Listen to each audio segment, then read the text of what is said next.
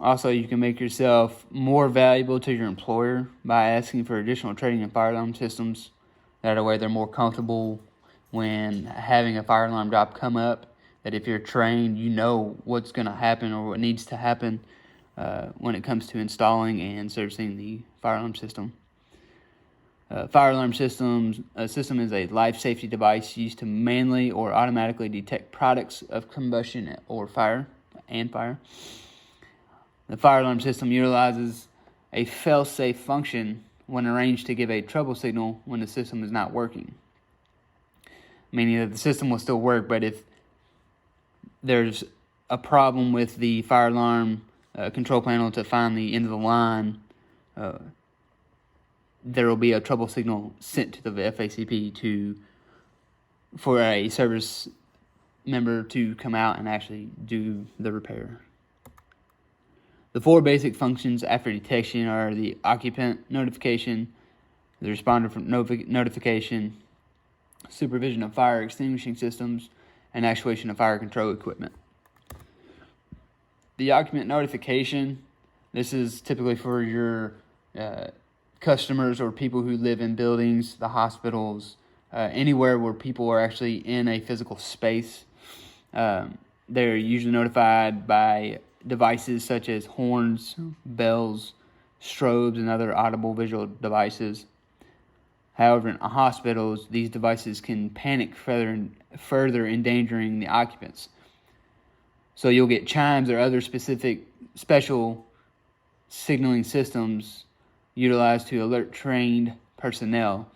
And the voice notification is a big one in hospitals. So like code red over the intercom, usually the trained personnel who work there will actually understand what that means and not alert your visitors that are there visiting their family. Now, if they need to be notified, you'll still have the strobes, you'll have that sort of thing that'll actually notify them in case they do need to evacuate.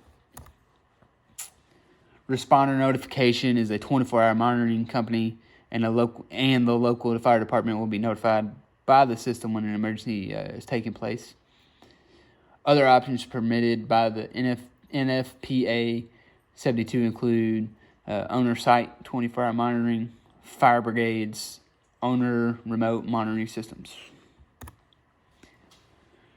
Supervision of fire extinguishing systems.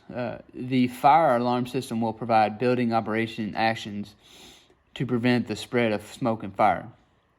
Sprinkler and carbon dioxide systems usually are activated. And here we have actuation of fire control equipment. The magnetic locking mechanisms on exit doors are released to allow free egress during alarm. Fire smoke doors and dampers are closed to contain smoke and fire in specific compartments. Air handling units shut down to prevent the spread of deadly gases, and exhaust fans are turned on to remove deadly gases from the area.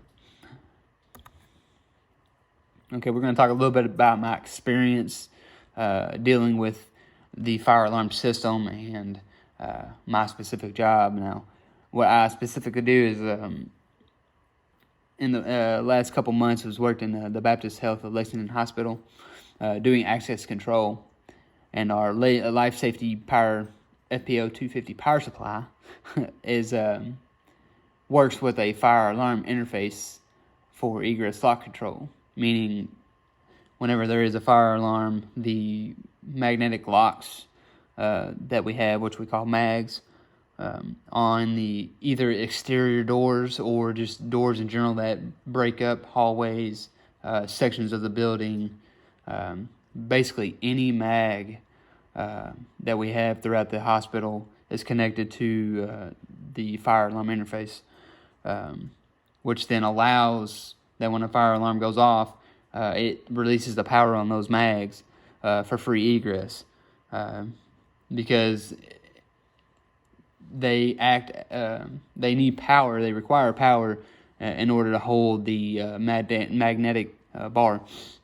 So whenever power is lost, they will release for exterior doors, but specifically for a fire alarm system, they will release